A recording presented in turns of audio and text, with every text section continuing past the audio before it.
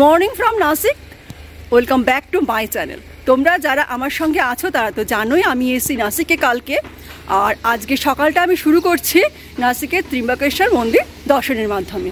তো আজ সারাদিন কোথায় যাব, কী কী করবো সব কিছু তোমাদের দেখাবো। তাহলে তোমরা আজকে থাকো আমার সঙ্গে এই নাসিক শহরটাকে দেখার জন্য। আমি এখন দাঁড়িয়ে আছি আমাদের রিসোর্টের পার্কিং লটে। রিসোর্ট থেকে এখন বেরিয়ে যাচ্ছি, গাড়িতে উঠবো। তো একটু রিসোর্টটা বাইরে থেকে তোমাদের দেখিয়ে নিচ্ছি, এরপরে আমি তোমাদের একদিন পুরো রিসোর্টটার ট্যুরটা করিয়ে দেবো। এই দেখো আমাদের রিসোর্টটা আমি বাইরে থেকে তোমাদের দেখাচ্ছি। তো এখন বাজে প্রায় 9টা সাড়ে 9টা বাজে। বেশি আর লেট করবো না, আজকে বেরিয়ে যাব, কারণ মন্দিরে যদি ভিড় হয় জানা নেই কীরকম কী ভিড় হবে। তো আজকে বাইরে থেকে একটু দেখিয়ে দিলাম। এই সেই পথ, যে পথ ধরে আমরা পৌঁছে যাব ত্রিম্বকেশ্বর মন্দিরে। নাসিক শহর তো তোমাদের ঘুরে দেখাবো, তার আগে বলে দিই যে এই শহরে তোমরা আসবে কি করে। যে কোনো বড় শহর থেকে নাসিকে আসার জন্য ট্রেন রয়েছে, আর স্টেশনে নেমেই তোমরা পেয়ে যাবে হচ্ছে অটো, বাস, এছাড়া ক্যাব রয়েছে। আর মুম্বাই থেকে আসার জন্য রয়েছে ট্রেন, বাসও রয়েছে। গাড়ি বুক করে আসতে পারো, নিজের গাড়ি নিয়েও আসতে পারো।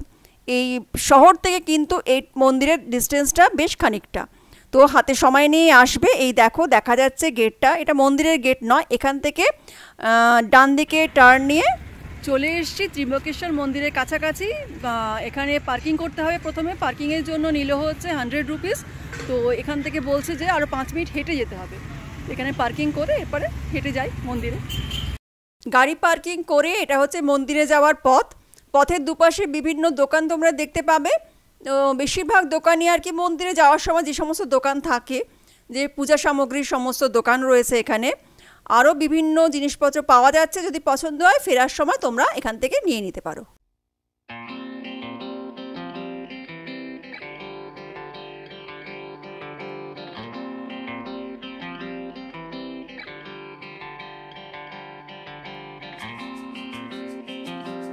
মন্দিরের কাছাকাছি আসলে পেয়ে যাবে বিভিন্ন ফুলের দোকান, ফুল, প্রসাদ এখান থেকে তোমরা নিয়ে নিতে পারবে।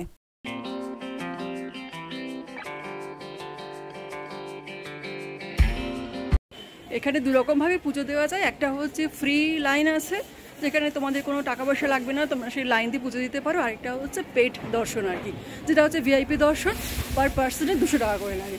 তো আমরা সেই পেড দর্শনের জন্য যাচ্ছি। এখান দিয়ে হচ্ছে টিকিট দর্শনের এন্ট্রি। তো যেখানে ফ্রি দর্শন সেখানে ভিড় ছিল, তো সেই জন্য আমরা এখান দিয়ে দর্শনটা করে নিয়েছি, যেহেতু এখন সময়টা হাতে কম।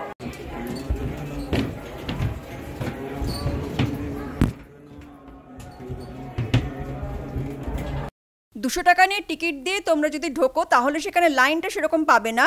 লাইনটা কম থাকে, টাইমটা কিছুটা বেঁচে যায়, কিন্তু মেন মন্দিরের কাছে গিয়ে দুটো লাইনই এক হয়ে যায়। সেখানে কিন্তু কোনো ভেদাভেদ থাকে না, ভিড়টা সেখানে কিন্তু ভালোই পাবে তোমরা।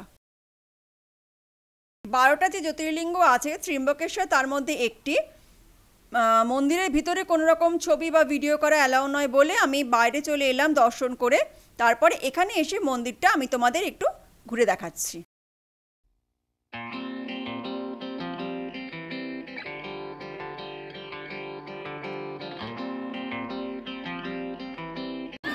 ডোনেশন দিয়ে যে দর্শন, বা তোমরা বলতে পারো যেটা যে ভিআইপি দর্শন, যাই বলো না কেন, তো সেটাই দর্শনটা করলাম। তারপরেও গিয়ে মানে যখন কাছাকাছি পৌঁছালাম মন্দিরে, তখন সেখানেও বিশাল লাইন ছিল। তো লাইন দেওয়ার পরে যখন ঢুকলাম মানে মন্দিরের ভিতরে ভীষণ ভিড়, কিন্তু যখন দর্শন করছি কিছুক্ষণ দাঁড়াতে দিয়েছে, বেশিক্ষণ দাঁড়াতেই দেয়নি, মানে কয়েক সেকেন্ড হয়তো। দর্শন করিয়ে ব্যাস বাইরে বার করে দিয়েছে। ওটা একটু মানে একটু বেশিক্ষণ দাঁড়িয়ে দর্শন করতে দিত তাহলে মনে ভালো লাগতো আরও বেশি, একটু মন ভরে দেখা যায়। যাই হোক, বাইরে চলে এসছে। তো বাইরে এসে এরপরে তোমাদের একটু মন্দিরটা দেখাচ্ছি।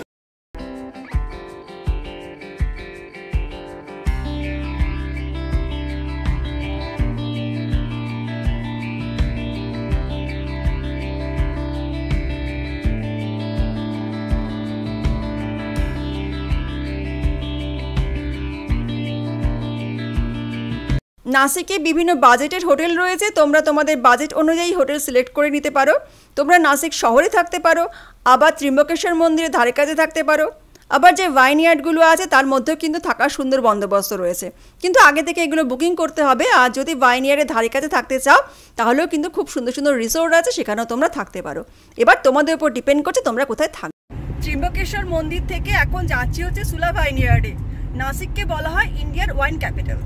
আর এখানে অনেকগুলো ভাইনইয়ার্ড আছে, তার মধ্যে সুলা হচ্ছে অন্যতম ফেমাস একটা ভাইনইয়ার্ড। তো আজকে এই ভাইনইয়ার্ডের ট্যুরটা করব।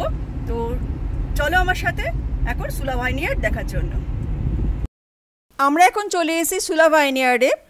তো এখন সুলা ভাইনইয়ার্ডে গেট দিয়ে আমরা ঢুকছি। আর ঢোকার সময় যতদূর চোখ যাচ্ছে দু সাইডেই রয়েছে হচ্ছে আঙুরের ক্ষেত।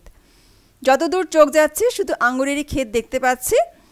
আর আমরা চলে এসেছি হচ্ছে একটু তাড়াতাড়ি, মানে আমরা এসেছি জানুয়ারি মাসের প্রথম দিকে।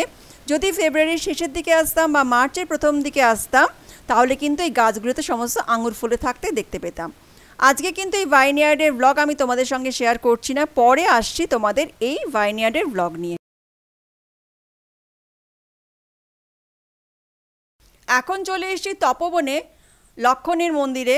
তো এখানে একটা মাত্র জায়গা যেখানে কিনা শুধুমাত্র লক্ষণেরই পুজো করা হয়। সব জায়গায় যেমন আমরা শ্রীরাম, সীতা মাতা আর লক্ষণের মূর্তি দেখি, এখানে কিন্তু শুধু লক্ষণেরই পুজো করা হয়। আর এই জায়গাতেই শূর্পণখার নাক কেটেছিল লক্ষণ।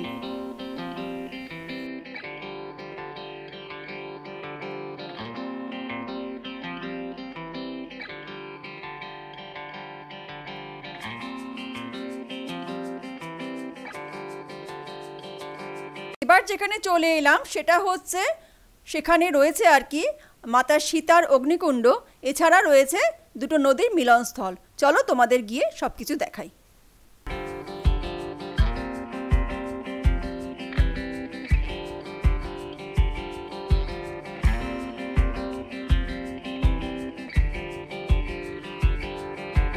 এই যে তোমরা এখন যে জায়গাটা দেখছো এটাই কিন্তু হচ্ছে সীতামাতার অগ্নিকুণ্ড।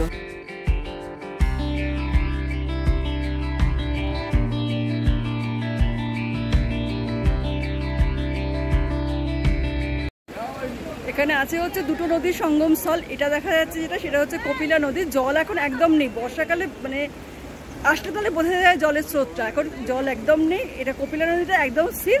আর এই হচ্ছে গোদাবরী নদী, যেখানে তবুও স্রোতটা কিছুটা হলেও দেখা যাচ্ছে। এই সেই কুটির যেখানে রামচন্দ্র বনবাসের সময় মাতা সীতা লক্ষণের সাথে থাকতেন। এখন এসে গেছি হচ্ছে পঞ্চবটিতে। এখানে দেখো 5টা গাছ রয়েছে, 1 নম্বর 2 নম্বর দেওয়া, এটা হচ্ছে 1 নম্বর, এরপরে রয়েছে এটা হচ্ছে 2,